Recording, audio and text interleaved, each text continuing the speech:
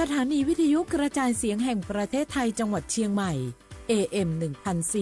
1476 กิโลเฮิรตซ์สถานีวิทยุภาคภาษาชาติพันธุ์แห่งเดียวในประเทศไทยที่มีความทันสมัยเชื่อถือได้สร้างอัตลักษณ์กลุ่มชาติพันธุ์สู่สากล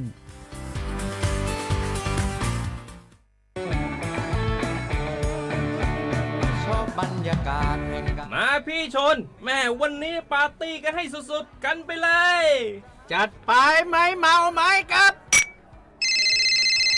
โอ้พ่อกลับบ้านได้แล้วเดี๋ยวพรุ่งนี้ก็ต้องไปส่งลูกไปโรงเรียนแต่เช้าอีกจะดื่มอะไรนักหนาเนี่ยนะตื่นไว้อยู่แล้วจะอะไรกันนักกันหนาขอสนุกกับเพื่อนนิดนึงไม่ได้หรือยังไงฮะเหนื่อยมาทั้งวันน่ะแค่นี้นะพี่ไปร้านอื่นต่อไปก็ไป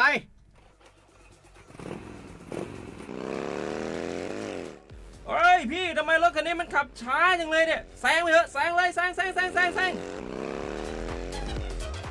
ไฟแดงอ่ะฝ่าไปเลยพี่ตรงนี้มันไม่มีกล้องไม่โดนจับชัวร์เอาวะไปก็ไปเฮ้ยพี่ระวังรถ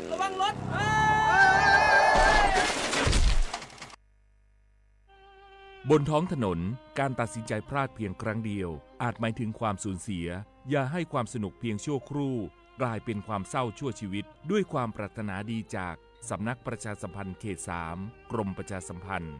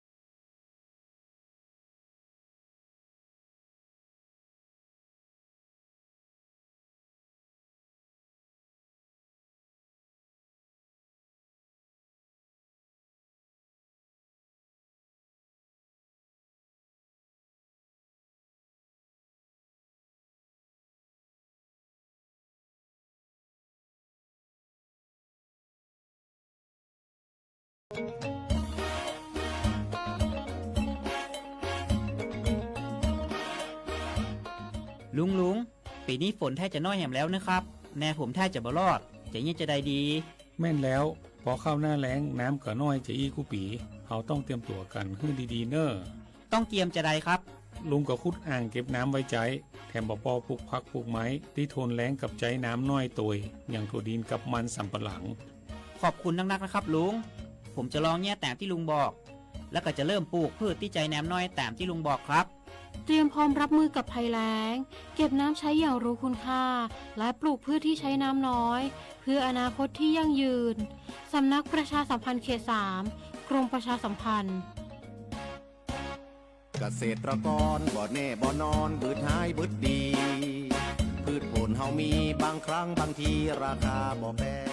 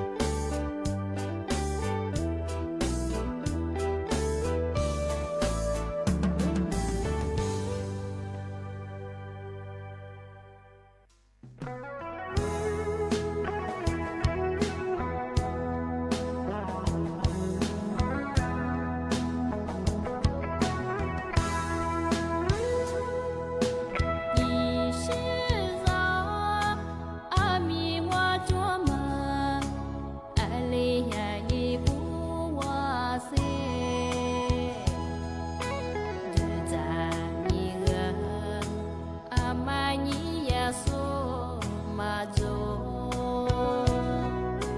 Amas Yesus maya Cô mơ mơ mùa bé Mà già hư mà sa pa Papa già tê mà sa pa Ami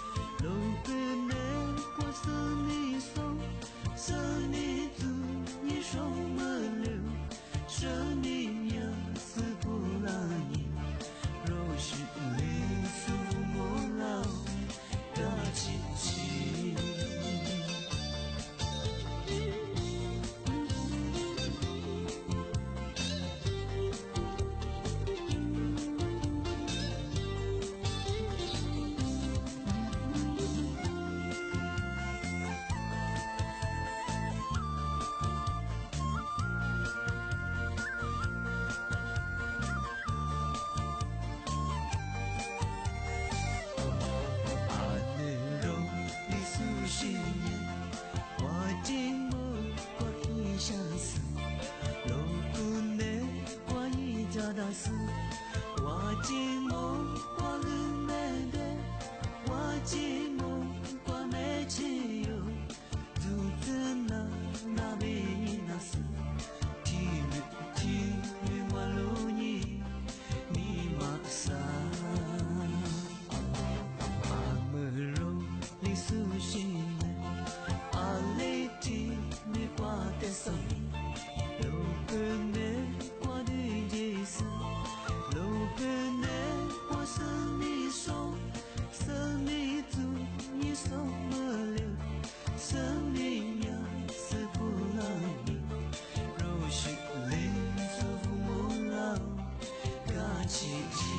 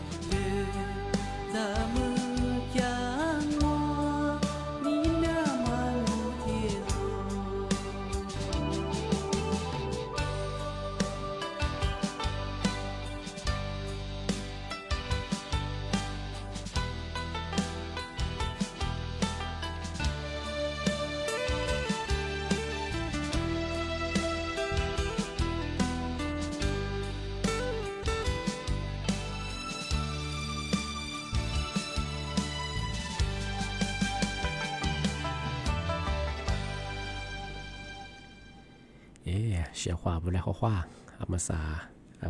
ลิสงูโดดสตขวาไปแล้วไงลิสงูประกาศกงปัญญาธาสถานีวิทยุกระจายเสียงแห่งประเทศจังหวัดเชียงใหม่ว่าดังที่ยินทาววิทยุดูจะบ่เคยยีระบบยา AM ยีความถี่ของบ่เคยติดตัวลิยาสิสโชขึ้นกว่าตัวจะที่ทาวระบบไลฟ์สดไงระบบออนไลน์ขึ้นจอไงยีชื่อเพลงของบ่เคยสวทเชียงใหม่ AM 1476กิโลเฮิรตซ์ทีเลยไลฟ์สดจังเด่นๆบ่เคยจุ่มบ่ควายีจิโมที่มูลบ่เคยหนีบ่ควายีสามโมที่ยังบ่เคยหนีควาด้วยนาที่ยังควายีนาเนตส์นี่เมที่ยังโง่ไม่ยาลิซูบางปัญญาคือหนีหาหนีจีนี่เมที่ยังบ่เคยแฮเผยยิงลิซูอีแห่เนียลิซูบาบ่คือภารกะอีโกคือหนีตัวหนีจังหวะคนที่กมาอันนี้บ่ไทยบางปัญญาซาฮาสกุนี่นี่มีถึงยังบ่คือหนาสายยังไงวันพุธที่19ไงเดือนมีนาคมไงพศบ่คือ2568ที่คมางงานวชเขาถ้าวิทยุเขานี่น่าจะสูงทางไลฟ์สวัสดีสุดก็คือข้างงานสวัสดีครับงานมาในตัวใจขึ้นน่าจะบ่คืองานที่ได้สัตไทยฟลาจอยของงานที่นี้งานนี่มีทีมูลคืองานวชว่าปีบ้ามาคือซาปาจงยูที่มาโง่ไม่ยังมสายากระทรวงศึกษาธิการไงยาแจ้งที่ดีฝรั่งเที่ยวคู่ฮิดากว่าชิโซที่คู่ปากคู่มาได้คู่ฮิดากว่าชิโซรัฐบาลกระทรวงศึกษาธิการไงยาแบบมองไม่คือสถานศึกษาทับปุ๊บมองไม่ยังไงเที่ยวคู่ฮิทับปุ๊บมองยังคืออันนี้ยังคือปลอบบุหรี่ไฟฟ้าไงบุหรี่ไฟฟ้ามาคือมาจูจีไม่ใช่เจ้าของมาพาหมัวโง่มันจะคือแจ้งไง1579ไงเฉพาะไง1579ไงที่แบงก์มันจะคือธรรมยากระทรวงศึกษาธิการแบงก์มันไม่คือไงจันเนี่ยคู่เฮียตัวสุยโง่มันจะคือคู่ผ่าคู่เมาไม่คือยาคือหน้าที่งอด้วยจันเนี่ยได้คือกว่าเชียร์มางอดูแลยามาคืองทะเลถูกมามังที่บ้านมันยังคือคบผักคุมาเลยดูแลยังไม่เคยยังคือมาเพลามันดาไม่ใช่ช่องไงคู่เฮียไม่เคยย่าพี่อาที่ก่อเสียช่องไงที่เดียวจันจะชื่อถูกมางอที่ยังคือมาผิดกฎหมายย่ามาขับก็คือที่เลยแบมมากไงที่มาสาเพื่อมาสาคือบุหรี่ไฟฟ้าไงยุคไฟฟ้ามาคือยามาสาคือจันเดียวก็คืองอที่เดียวขดแต่ดูแลนี่จุดสุดเพลาวัวมาจูมันก็ใช้ยาเดียเชื่อมาคือตัวช่างไงที่แบบไม่คือคู่เฮียคือไงคู่ผักคู่มาทีเดียก็ตัวนี้จองทีเดียแบบมากไงมาเขาว่าไทยเองช่วงไงที่แบบคือปีกว่าคู่ผักคู่มาเลยแบบไม่คือยาคือไปดมดังคู่เฮียแบบคือยาพี่ติดยาหน้าที่ช่วงไงจับปีกว่าคู่เฮียเขาเนี่ยเขาเยี่ยมมันยาคือก็แบบคือคู่ผักคู่มายิ่งเฮียสุดที่กับตัวนี้มาคือยายิ่งมันน่าช่วงไงย่างมาคือกว่าคู่เฮียชาเลงที่เรียกกับตัวนี้ด้วยไงสมมติว่าที่เรียกกับตัวนี้ก็คือเนี่ยบามาอยู่สูงเป็นยังไงสมมติว่าคือสมมติเนี่ยที่แรงที่กับตัวนี้ด้วยไม่ใช่ของไงแต่คนแรกที่กับตัวนี้ด้วยเป็นไงเฮียขอจังว่าคือไงบามาแบงสมมติไงรีบไปแล้วมากับตัวนี้ก็คือจะนี่จะช่วยที่เลยกับตัวนี้ด้วยไม่ใช่ของไงที่นี่คือจะจุดสูงที่นู่นจะจุดสูงจันนี่เราชื่อคือกับตัวนี้ด้วยมาปีว่ายุคไฟฟ้าวูจะรู้มันก็จะคือยุคไฟฟ้าเจ็บไปคือไงที่เลยทุกแจ้งยืนมันก็จะคือบามาเบงมันก็ถ่ายยิ้มในช่วงงานมือสั่งว่ามันจะคือที่จันเนี่ยมันไงยาบุหรี่ไฟฟ้ามาคือขุดเชื่อมคือตัวช่างไงยาเดียววันนี้เชื่อกันยังมันชื่อแสดงมาค่าช่องมาคืออันตรายต่อสุขภาพไงที่นี่มันคือบุหรี่ไฟฟ้ามันคือไงมันคือผิดกฎหมายที่นี่คือก็ดูก็มีคือสุขภาพมาค่าเกินแรงงานที่เป็นอย่างคืองานวิทยากระทรวงศึกษาธิการมันอย่างคือไงคู่ฮิตาปุ๊บมองมันอย่างคือไงเธอโทรสุกุตาปุ๊บมันอย่างคือไงที่บุหรี่ไฟฟ้ามันอย่างคือไงมาจูจีไปเสียงไงที่มันคือผู้ปกครองไงบามาอยู่ส่วนจูคือ นาคือที่ที่ตัวยินจอเราโคบเป็นไงแต่ถ้าคู่เฮียไปครับถ้าคู่เฮียเจ้าบ่เฮออาทยาคู่ฝักคู่มาคือที่ดูแลเยอะงอที่มากเลยงะอะไรมาครับแบบมากงอที่ตัวยินจอเป็นไงอันนี้บ่คือผู้ที่ยินจอเราโคไม่อยากคือไงยุกูไฟฟ้าอยากคือไงอะไรอยากคือไงคือมาจุกเลยมาคือไงก็เลยน่าเป็นไงอันนี้บ่คือไงคือแบบช่างอยากคือไงคือตัวยินจอยาคู่เฮียคือตัวยินจองะที่ดีจะไงอันที่ยังซัดเสือโซคือมาคือตัวยินจอเราเป็นไงอันที่กว่าว่าจะคนเนี่ยมาอยู่กูไฟฟ้าที่ชีจันนี่ละกูจะบ่เคยไงพอหมอบ่เคยแบบเปื้อบ่เคยงอขอทั่วคือตัวเชียงไงจะบ่ไงขอทั่วกันน้ำเบงอมันก็เชื่อว่าพัมได้ว่ายี่เบอร์โทรไงคือ1579มาคือโทรแจ้งฉันงไงอันบ่เคยไงบุหรี่ไฟฟ้ามาเคยไงทำร้ายไงสุขภาพร่างกายไงอันนี้คือมันคือสิ่งผิดกฎหมายไงกฎหมายก็คือช่วงไงอันนี้บ่เคยมาคือทำไงอาทิตย์ยังถัดชื่องาชของไงมาคือเนี่ยมาขะไงอันนี้กูลาคนนั้นไปชื่อไงวัวจำเมื่อว่ายุคสิริโคนี่ยุบุรีฟ้ามาเคยลายนิสักกดสุดเจ๋อบางไงก็เนี่ยไปคือกูอยู่ก็มีเคยชำโจเสียสบายก็เนี่ยเสียหันแต่แบบคุยกับเตียงอย่ามาพามมากับกูนี่ไปคือยุปอจะคือเบียวใช่ไงอันนี้ไปคือภาษาเสียหันเนี่ยห้ามนาวช่วยยากว่าเครื่องช่วยหายใจเพราะนี่กีตาร์ใช่ไงอาทิตย์นี้กูถึงยังบอกเฮอว่าอย่าฟิสบัวเฮอก็ใช่ยังไงจำเมื่อว่าอาจารย์เนี่ยโทรมาไงอามาหามีมั้งไงยุคไฟฟ้าจุดใส่ไปเฮอแบบว่ายี่สุขภาพเฮอมาคักเลยใช่ไงความจำเฮอมาเข้าเงาะไปเฮอว่าไปหอที่สมบูรณ์ชื่อเลยใช่ไงเอ็นมาเฮอเกลียนได้ไงอาจจะไปครับว่าบางมาอยู่โซ่ไง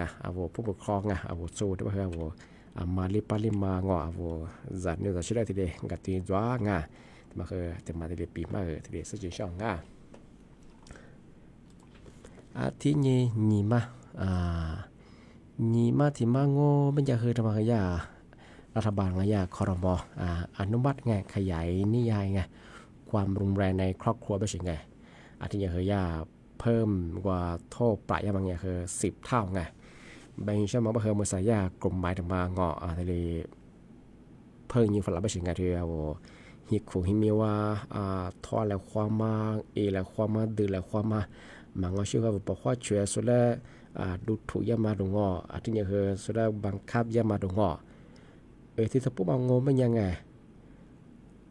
แต่มันก็ยากอันเนี้ยก็เราคือไงที่ยาปี2550คืออย่างเนี้ยก็เราคือเอาไปคว้าโนทำผียังงไม่ยังไงชุดตัวบัตรซาที่เรียกโคดาชิงไงอามาสับมังงาจากงานอามาสับเฮโนก็เราชดตัวงออามาสับเฮโชม10,000 บาทที่เลยโคจาชิงไงมาเฮโคจางอที่นี่โคเบื่อเฉยจากงานที่แบงโงไม่ยังจากงานจำคุยมันยังไม่เกิน6 เดือนไม่โดนไงปรับไม่เกิน60,000 บาทไงอันนี้มาเฮชดตัวไงที่มาเฮมาสายาคอรมอกว่าอยู่แล้วเขามาเฮอนุมัติไงที่กฎหมายงอว่ายาเพิ่มโทษยังไงที่เพิ่งอยู่ไปเฉยไงที่บ้านเราเอาที่ฮิควางไงทอเราความมาเดินเราความมามันว่าชื่อมาค่ายย่ำมาดงเอาว่าบาจากว่าเอามีได้มันค่ายย่ำมาดงที่นี่คือทำร้ายร่างกายให้มันไงที่นี่ว่าเอาสุดท้ายนี่มาซาดูจอมาดงที่นี่สุดท้ายทำร้ายร่างกายจิตใจไงที่สุดท้ายว่าสุดท้ายขู่ย่ำมาดงสุดท้ายฝัวมันไงแต่ปุ๊บมันเป็นอย่างคือมันยังคือผิดกฎหมายยังไม่เฉยไงมันคือเรื่องครอบครัวไงที่ที่คนได้ว่าไงเป็นข้อที่ผลสุดก็คือยังคือปรับไม่เกินไง60,000 บาทไงมันคือจำคุกไม่เกิน6 เดือนไงอธิบายมันยังคือปีขว้างปีขว้างโน้นสุดท้าย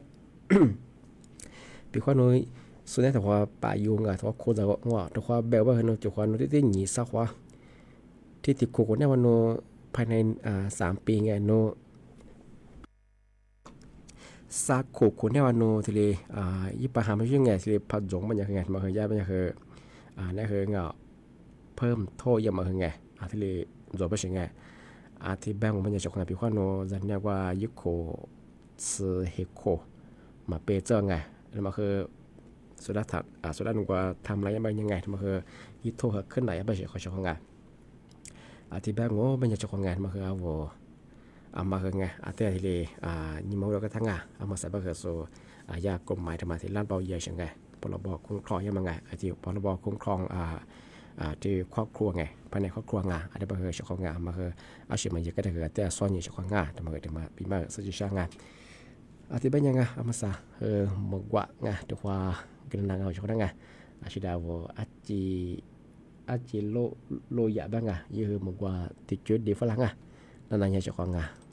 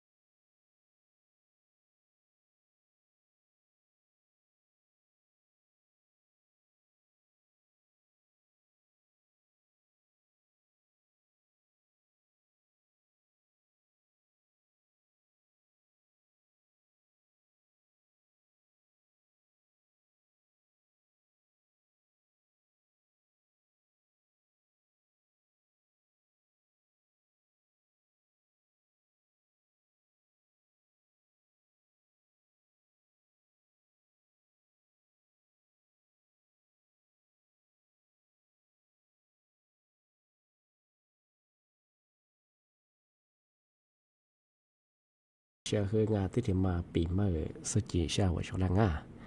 อามุสากรบัญชาการไงป้องกันและบรรเทาสาธารณภัยไงแห่งชาติเป็นยังไงมาคือว่ามลพิษอากาศนะพวกว่ากว่าชิซุงยาแบบบางคนมาที่กุลาสาหาเสือฉีดยี่แทงไงถือยว่ายาแรงไงมาคือจุดความร้อนไงว่ายิสาชาคือสามังไงเอาแทบอย่างไม่คือโชตุชิฮาสื่อสักกัดสื่อจบหรือไงยาแบบคือคือมีมันมันยังคือจังหวัดตากพวกไงมันยังคือติดตัวกัดไงที่ยิ่งกว่าประเทศเมียนมาไงว่าประเทศเมียนมาไม่เคยไงว่าหรือไม่ได้เป็นยังคือหัวมือหัวตัวเฮียสัตสกุกัดไงคือจุดความร้อนมันไงว่าตัวเบียมันงอที่ยึดสายเชือกมันไงแต่ก็หัวมือมันสติดตัวไปใช่ไงที่แบบงอไม่ยาที่ยาเอาถ้ามีคนได้บางทียาด้ามควบคุมมลพิษพวกนี้ยาที่กับกุญญีกัดแกงยูบะเฮียแรงงานสภาพอากาศย่ามาเป็นไงเอาประเทศไทยเนี่ยคือปกติไงดีไปใช่ไงก็คือยกเว้นไงที่ภาคเหนือไง17จังหวัดเนี่ยคือระดับใน4โซนเนี่ยคืออัตยาแต่ก็ยังมาค่าใช่ไง10โซนไงมันคือว่ามีผมต่อสุขภาพที่เรียกมาคำมาที่เรียกเกลือไปใช่ไงยี่ค่า PA ทำมังไงยิ่งกว่ายี่อิชาเชตทำมังอ่ะที่แบบมันยังคือมือสายยากรงโรงงานอุตสาหกรรมทางไงที่ยังคือแรงว่าเอาพันหนึ่งไปคือโรงงานคือเปิดมาคือมีการจ่องานที่ไปยาคือที่เรียกกับกูนยังไงเอาโรงงานที่กับมาคือยาว่าตุ้งโขมบอลพี่มาคือจุดฟ้ามาคือจ่องานงอที่มากับกูนยังไงที่แบบคือก็ลาที่โคสดชื่อชีกว่าได้ไงควายเนี่ยมือสัตย์มือสัตย์แบบคือเอาพันเหนือแบบคือยาโรงงานเปิดมาคือยาชียาวัดสกุกัดไงที่แบบคือที่ชียาวัดสกุกัดมาคือยาชีโรงงานตัวชิงไงที่บอกว่ายี่ขั้นตอนมาแต่ยี่มาจบมาไงที่แบบคือยาคือยี่ที่แก้ไขยูไปชิงไงว่ายาที่เอาโรงงานบ้านว่าต้องฝูงอต้องฝูงก็ชุดฟอร์มงานมาคือยาตุกขุมอย่างใส่ไปคือส่วนที่แก้ไขจะชิงงานที่แบบงงไม่ยาที่กุหลาบกุหลาบยากุหลาบที่ห้าซึ่งยี่ห้อนี้ที่มาสร้างหาส่วนเนี่ยซึ่งไงที่ยากกว่าวัดความดังไงที่ว่าโลอยู่สุดท้ายปุ๊บมันกว่าอีท่าว่าต้องโขขึ้นตัวมันไงยาตัวซอยมันยากกว่ากับกูนี่มันคือที่เมืองว่าตัวลิฮยาลิสก้ามันสิเลยกับกูนี่ไปใช่ไงที่นี่ยากกว่าเดินคดียี่มันคือที่ตัวที่ยังว่าซื้อเหนียวว่าสิเลยอยู่ไปใช่ไงนี่ว่าตัดตัวยังมันงอแบบมันยังคือเหตุตัวความมันสิเลยแบบไปใช่ไงที่นี่คือยาไปคือที่มันเป็นว่าลูกชายนี่ตุ้งขุดชัวมังอ่ะเป็นมันย่างกับตัวยังมันยังคือเฮียสดซื่อเหนียวควาสิเลยที่เรียกกับกูยังไม่ใช่ไงที่บอกว่าในคดียังมันคือ10คดีที่ไม่ใช่ไงที่บอกไม่คือมันสาวภาคเหนือมันยังคือไงที่จุดความร้อนมันคือเนี่ยขึ้นอย่างไงที่ยังกว่ามลพิษอากาศคือเนี่ยที่ยังคือบางพื้นที่ไปคือค่า PA ขึ้นมีใช่ไงมันคือมีเสร็จไปคือสุขภาพคือมาค่ากันเลยไงเมื่อสัปดาห์นู้ถ้าจิ้มมาปัจจัยบางไงว่าดอยสุเทพตัวยังไงโนดอยสุเทพพัฒน์ก็คือมันมองที่มันมองอันนี้ก็เราก็คืออีสุเทพก็คือยังมองยังไงมาสัปดาห์คือที่กระเทยพวกเราบางงอตัวเบียร์เสร็จไปคือความฟูจิตแดงความฟูได้ไปคือตัวขุดเชื่อไปคือยี่ค่า PA มาคือมีใช่ไงมาสัปดาห์คืออากาศคือที่มาค่าใช่ไงแต่ก็เราก็คือเจ้ามางอเลยเป็นน้ำมีสิพินังที่ก็คือมาสัปดาห์โนวัวเลือดถ้าจิ้มแม่นอดอยสุเทพตัวนี้มาคือมาโมตี้เจ้าของไงที่ไปย้ายไปมาคือยามาสักคือมาคือตัวถัดสูบแบบที่เด็กขึ้นปากกาอย่างไงมาปัจจุบันคือที่เชลล์จะยังไงยายังไงทำไมถึงมาสุจิช่างงานที่ไปว่าหากขึ้นด้วยคือไงแล้วก็จะคือมาคือหน้ากากมาคือแต่ความเกิดความทอดของงานมาคือกดอยู่ที่ดูแลอยู่ว่างอ่ะสิ่งพูดว่าคือมาสักคือพันเนี่ยก็คือที่ อากาศคือก็มาค้างไงที่มันเราพี่ขึ้นยางอ่ะหมอกควานนี่ค่าพีเอขึ้นยาเฉพาะไงอาจจะไปหามากูเดียวมาดูแลสุขภาพเยอะจากความง่ายอธิบายยังไงนี่มีถึงเราคือนั่นละปีมาคือเทเลโจงเฉพาะอธิบายคือสั้นในงานชมมื่อวานนี้จิ้มมื่อวานคือด้วยความมูลค่าในแมวรายการที่สงบปากกากุบทาจิ้มหมายงานสถานีวิทยุงานกระจายเสียงแห่งประเทศไทยจังหวัดเชียงใหม่วันโดยจางอธิทาวระบบไลฟ์สดบ้าคือไงสวทเชียงใหม่ไง AM 1476กิโลเฮิรตซ์ไงเบอร์โทรศัพท์บ้าคือ053ไง276 007ไงเฉพาะว่าเป็นข้อบอกชีติดต่อใช่บ้าคือตัดทีโทรศัพท์ง่ายอาจจะบ้าคือสั้นในไงชมโมวันนี้คือเจโมคือความมูลค่างานนี่มีบ้าคือว่าเฉพาะทาวิทยุนาจาสูไลฟ์สดติวสุดาคือนั่นคือบ่โมงาว่าเฉพาะคือจะชิดมาฟูซาชิดว่าคือเนี่ยว่าจริงที่คือที่นี่ก็ที่เนี่ยว่าคือด้วย